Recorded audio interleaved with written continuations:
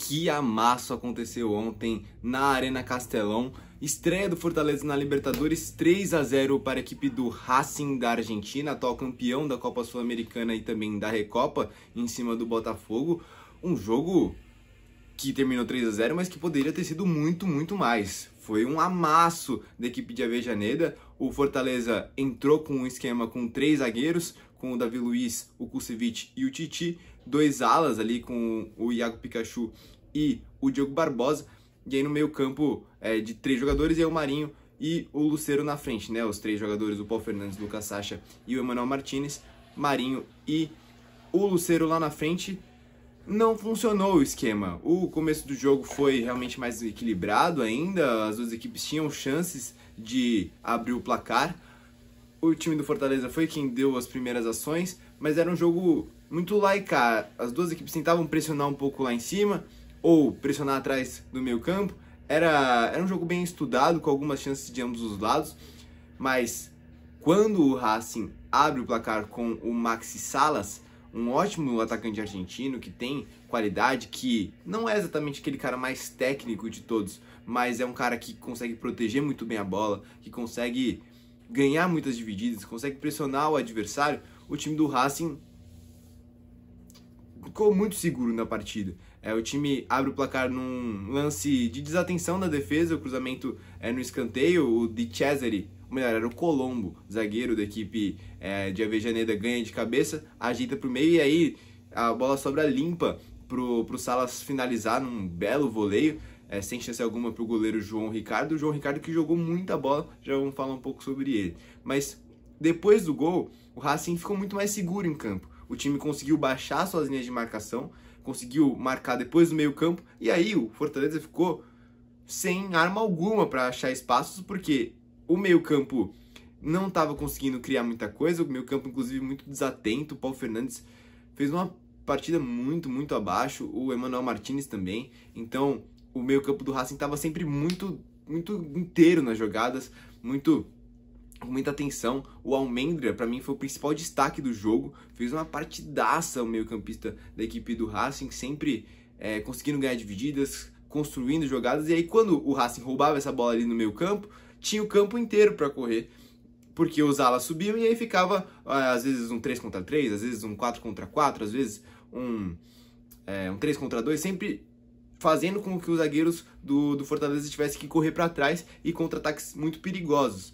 O time do Racing construiu jogadas dessa maneira, e um primeiro tempo onde o Fortaleza teve dificuldades, muitas dificuldades. O time errava muitos passes também, então destaque negativo também para o Diogo Barbosa, que errou muitos passes, foi muito mal o lateral esquerdo da equipe do Leão do PC. E os próprios meio-campistas, muitas bolas perdidas desse meio-campo, que permitia que o Racing, com muita tranquilidade, com muito conforto, conseguisse atacar nessas jogadas em velocidade. O time chegou a ter uma chance enorme com o Martirena numa entregada do Lucas Sacha, que estava ali no campo de defesa. Quase que o Martirena faz, ele dá uma cavadinha por cima do goleiro, mas a bola vai para fora. O primeiro tempo terminou 1-0, mas no lucro para o Leão do PC. Agora, o segundo tempo começou e aí não tinha muito o que fazer. O Racing continuou pressionando, continuaram os erros de passe, os mesmos problemas. O Pochettino até entrou no lugar do Emmanuel Martinez, mas não foi o suficiente. E aí, foi aí que o Racing faz o segundo gol. Destaque para o goleiro João Ricardo, fez defesas espetaculares, especialmente no comecinho da segunda etapa, e ao longo também da segunda etapa. Foi um goleiraço. Se não fosse ele, poderia ter sido muito mais do que 3-0. Ele já tinha feito 2 grandes defesas, e aí na jogada roubada, de novo no erro de passe do Diogo Barbosa, o time do Racing teve a bola em velocidade, o cruzamento para dentro da área. Primeiro o Vieto finalizou, o João Ricardo defendeu, depois o Davi Luiz tirou em cima da linha, e aí na sobra o Almendra finalizou. O João Ricardo fez milagre, mas também não tem muito o que fazer quando você não tem 8 braços para defender, né?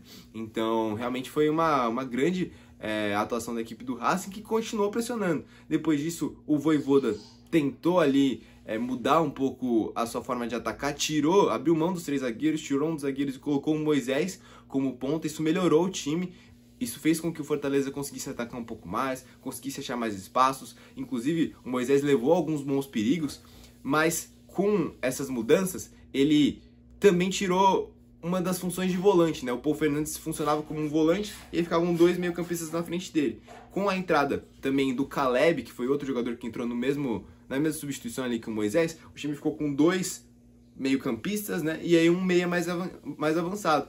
E aí foi tentar ir para cima, foi tentar construir jogadas, até chegou a levar perigo, mas isso expôs ainda mais o Fortaleza. E aí, com um zagueiro a menos, os contra-ataques do Racing foram acontecendo um atrás do outro. Então, o time conseguiu aproveitar esses espaços para atacar, para levar perigo. E aí foi aí que o João Ricardo brilhou ainda mais. Fez grandes defesas realmente. Como eu disse, se não fosse ele, poderia ter sido muito mais. E aí, o Racing fez algumas boas jogadas, alguns bons ataques. É verdade também que o Racing falhou em finalizar muitas dessas jogadas. Muitas vezes, algumas decisões erradas na hora de finalizar. Algumas decisões erradas no momento ali do último passe. O Adriano Martinez teve oportunidades, o Martirena teve oportunidades, o Rojas teve oportunidades, teve bola na trave, teve o João Ricardo tendo que fazer defesa em chute no ângulo.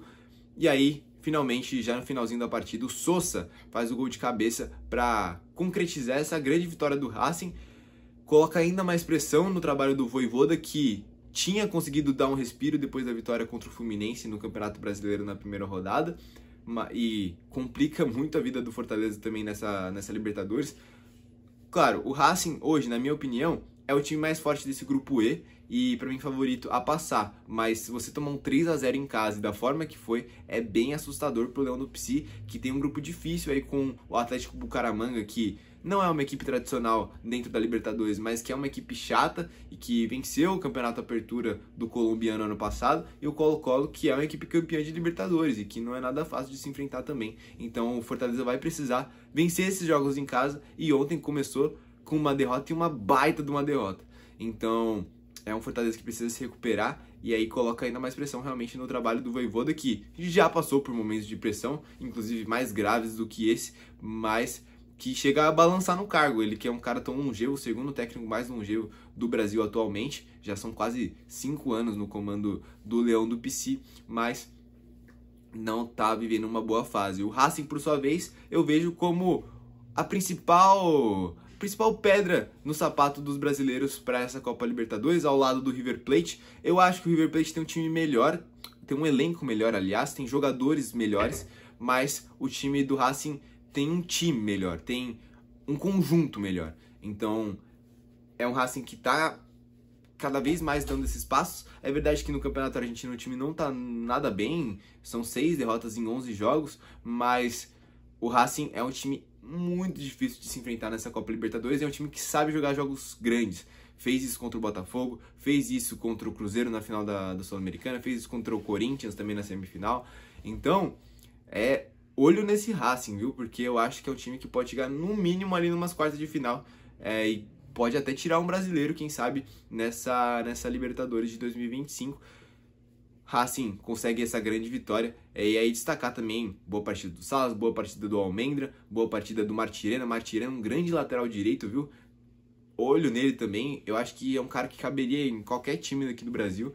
Na maioria dos times ele seria titular, na minha opinião. É um ótimo jogador. O Adriano Martinez também não conseguiu fazer os seus gols, como eu disse, teve algumas decisões erradas, mas é um baita de um atacante muito chato. Esse time do Racing é chato. Essa definição, é aquele time que vai ser difícil de enfrentar, aquele time encardido e que conseguiu dar um amasso em cima do Fortaleza. O Fortaleza precisa ligar o sinal de alerta, certo? Então é isso, fique ligado aqui, vou trazer mais resumos ou crônicas dessa Copa Libertadores e do Campeonato Brasileiro também. Mas é isso, Fortaleza perde, e não só perde, como é amassado pelo Racing na estreia da Libertadores Grupo E.